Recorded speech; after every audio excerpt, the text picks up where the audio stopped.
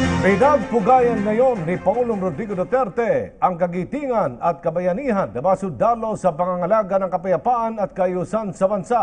Sa kanyang talumpati sa anibersaryo ng Philippine Army, tiniyak ng Pangulo ang suporta sa mga kawal sa pagtupad ng kanilang tungkulin. Inanunsyo rin ng Pangulo ang maraming benepisyong ipagkakaloob sa mga sundalo. Si Rocky Ignacio nag-uulat. Tiniyak ni Pangulong Rodrigo Duterte ang pagpapalakas pa ng kakayahan ng sandatahang lakas ng Pilipinas sa pamamagitan ng makabagong sandata at kagamitan. Nagsalita ang Pangulo sa ika-120 anibersaryo ng Philippine Army na ginanap sa Fort Andres Bonifacio sa Taguig. Our Army's acts of courage and bravery give assurance to our people to live in peace and stability. As we continue to face both perennial and fresh security challenges, this administration guarantees that our soldiers are well provided with the necessary training, equipment, and benefits before they go to war. In line with the government's modernization program on the armed forces of the Philippines, we have been providing telecommunications apparatus and firepower and infantry fighting vehicles to the Army. This was among the priority initiatives we immediately undertook when assumed the presidency in July last year. We have allocated almost 6.5 billion pesos for Philippine Army projects under the revised AFP modernization plan, which will be used to procure individual equipment such as rifles, pistol grenade launchers, and force protection armors. Bukod sa karahasan ng terorismo, mahigpit rin ang kautusan ng Pangulo sa mga sundalo na mapagtagumpayan ang laban kontra iligal na droga. At bilang mga tagapagtanggol ng bansa, tiniyak sa kanila ng Pangulo ang dagdag benepisyo katulad sa pagtataas ng combat pay sa 3,000 piso mula sa dating 500 piso. Inatasan na rin ng Pangulo ang GSIS para sa pagkakaloob ng housing loan sa mga sundalo. Last September, I signed an executive order increasing combat pay to all members of the armed forces from 500 pesos to 3,000 pesos per month. Under combat incentive pay from 150 pesos to 300 pesos per day. This modest increase will definitely help the families while our soldiers are in the battlefield.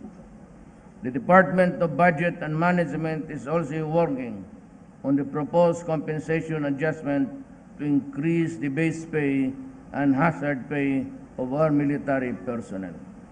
I have directed the GSIS to study the possibility of having a housing loan program that will complement the soldiers' ability to pay.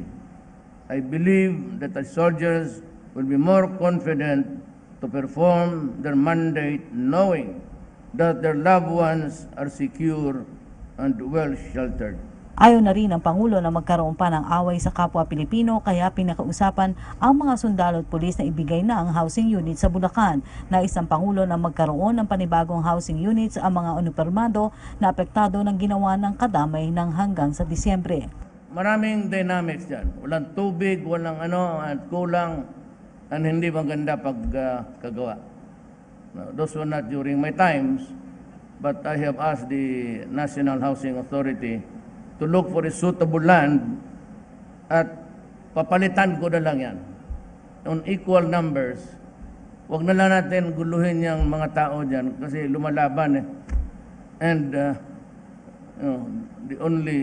their only sin is just really mahirap rin sila kagaya natin. So bigyan ko kayo ng mas maganda, mas konting mahal, mas komportable, at mas malaki. Ngayon yung kadamay, ibigay ko na lang yan sa inyo, paalisin ko na lang, huwag niyong paalisin yung mga sundalo, pati pulis na nandyan na. But eventually, they will be removed and transferred to inyo na mas maganda pa sa inyong inagaw. Para hindi na kayo magagaw. Ayaw ko kasing pilitin ang isyo because it would somehow result in bugbugan, mapaluan, and to think that our sin is just talagang mahirap lang tayo. So, I still have the money. Tinanong ko ang NHA, sabi niya, sir, marami pa tayong pera. Yan ang pinakamalaging binuhos ko, agriculture, education, pabahay. Sabi ko, pwede natin ibigay furnace na. O sir, sabi nila, utos mo. Kama lang. Okay na yung kama, furnace na kama. Yun naman kailangan mo. Well, anyway, I said, I'm asking you, kung maaari lang, do not be offended. Take it with an open mind. Ako na mismo, inyong presidente, nakikiusap sa inyo, let us not wage a fight against our own people. Total, mahirap lang yan sila, intindihan na lang ninyo, and I will build another housing project for you soonest, and I will intend to complete it by December. Samantala, pinakausapan naman ng Pangulo ang kadamay na huwag na munang paalisin ang mga sundalo at pulis na nasa lugar hanggat hindi pa nabibigyan ng bagong pabahay program. In the fullness of God's time, maybe by December, pipilitin ko talagang matapos. At doon na lang kayo, huwag na lang kayo makipag-away. Wala rin kwenta eh. Tapos ang pulis, kayo may baril. And you know, something could go awfully wrong. Hayaan na lang natin, basta nakita ng mga Pilipino, that is the behavior of some. But I said, to me, their only sin is just, they are also poor like us.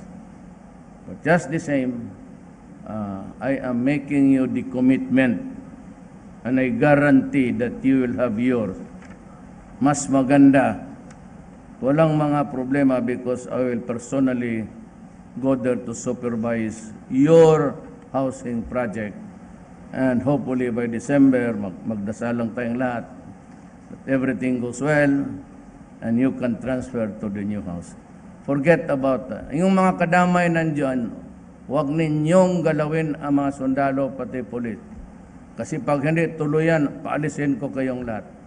Do not create trouble, avoid chaos, and we will try to solve what ails this country. Para sa PTV News, Rocky Ignacio.